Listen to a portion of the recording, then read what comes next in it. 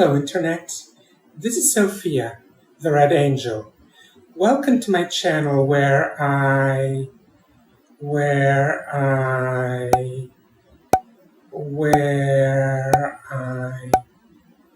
Well, this is the part of the video where I'm supposed to do the branding, or at least where all of the YouTubing gurus say I would be best off doing that. This branding verbiage is, of course, part of a larger suggestion that as I develop my channel, I pick a topic area or brand and stick to that subject in all my videos. And these YouTubing gurus give good reasons why such branding might, in theory, be a good idea, and for many YouTubers may indeed be a good idea. But I've realized that, at least in my case, it may be bad advice. Oh yes, the advice has its merits, but in my case, I have realized that the disadvantage to sticking to a brand far outweighs any advantage to doing so. Why do they recommend branding? Well, for a very simple reason, and as I've already said, not at all a bad reason. That way, people who find your channel can easily come to know what to expect from it. This way, people who are not interested in what your channel is all about can go about their merry way, while those who are interested in what your channel is about and how you present it can keep coming back for more. But I have realized that, at least in my case, there is a downside to sticking to such a branding. And in my case, this downside is so severe that unless there is something that I am missing, which is a possibility that I'm definitely open to, I might be better off not branding my channel at all. What is this downside? It seems to me, in a way, it creates a crippling writer's block. I mean, crippling. You see, I have no problem coming up with good, interesting, and fresh things to talk to you about multiple times a week. That is something that I am definitely up to, unless you add a restriction that I have to stick to a brand in deciding what I talk about. But if I add this restriction, things go downhill, and they do so fast. Oh, don't get me wrong. I am passionate about the things that I discuss on this channel, but that doesn't mean that I can give you fresh contents, stuff that I think would be worth your time to hear every week if I hem myself in, all the while passing up chances to discuss other things that I am passionate about just because they are too off-brand for me. I first noticed this years ago when I had not a YouTube channel, but a blog, and I wanted to write a blog post about my take on Disney's Zombies. I think, in my very unbiased opinion, of course, that I had some pretty good stuff to say on the matter. Only one problem. My blog at the time was branded in such a way that discussing my take on a Disney Channel original movie, even an excellent movie with deep socio-political themes such as Zombies, would have been way off-brand.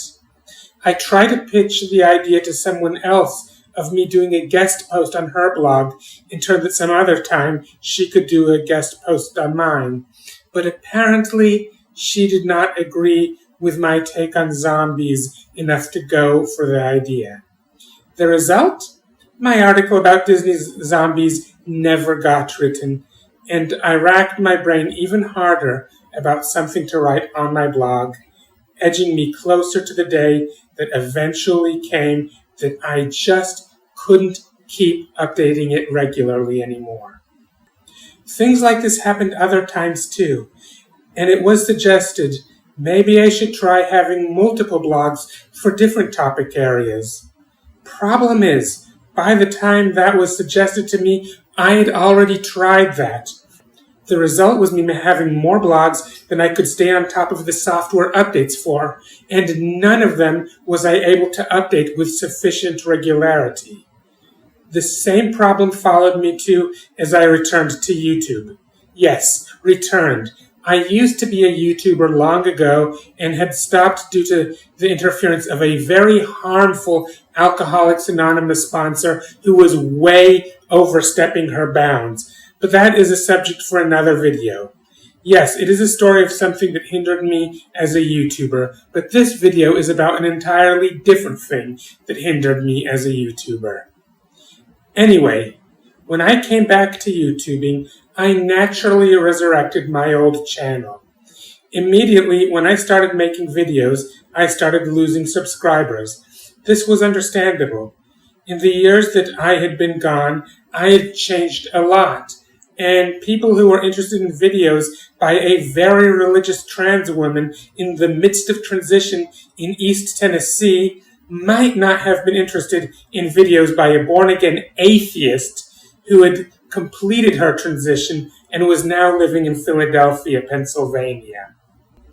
Had I known then what I know now, I would have simply accepted this and realized that as I change through time, I lose some subscribers and gain others, and would have continued on that same channel making videos, first to be seen by whoever liked both the old me and the new, and later attracting some new viewers who hadn't seen the old me.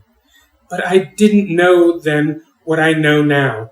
So instead, I decided that I was so different that my brand had changed and I therefore needed a new channel. So I created another channel. And when the things that I had to say were too diverse to all fit on the brand of that channel, I created yet another one.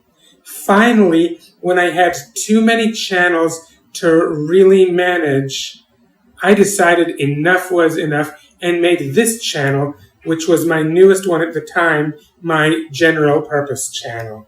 But I still allowed myself to be talked into the supposed virtues of branding, so writer's block bogged me down to silence again.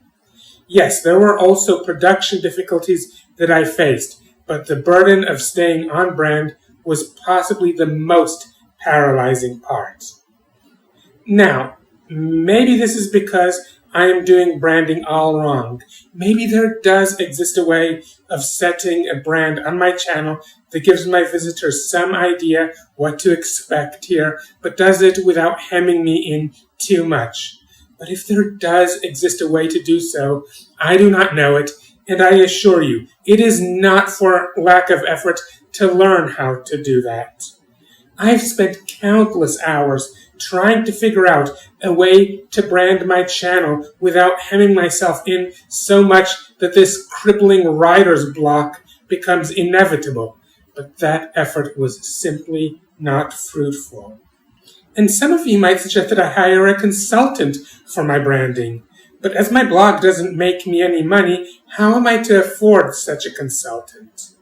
Or maybe you don't think that I need a consultant, that maybe the answer to how to brand my channel without hemming myself in is something that is obvious.